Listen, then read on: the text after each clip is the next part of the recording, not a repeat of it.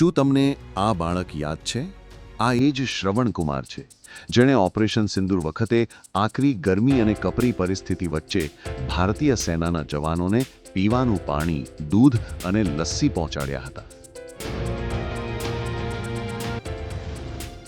આ નાનકડા યોદ્ધાની સેવા માટે ભારતીય સેનાએ તેનું સન્માન પણ કર્યું હતું. ત્યારે હવે તેના ભણવાનો ખર્ચ પણ ભારતીય સેના ઉઠાવશે.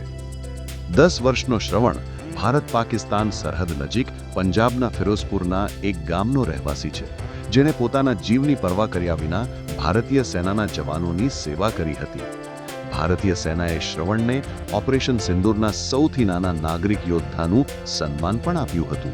ત્યારે માત્ર સન્માન જ નહીં, પરંતુ આ નાનકડા યોદ્ધાનો ભણવાનો ખર્ચ પણ ભારતીય સેનાનું ગોલ્ડન એરો ડિવિઝન ઉઠાવશે.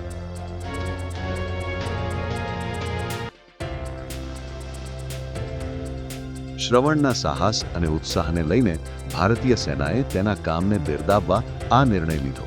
નાનકડો શ્રવણ પોતે પણ મોટો થઈને ફૌજી બની દેશની સેવા કરવા માંગે છે.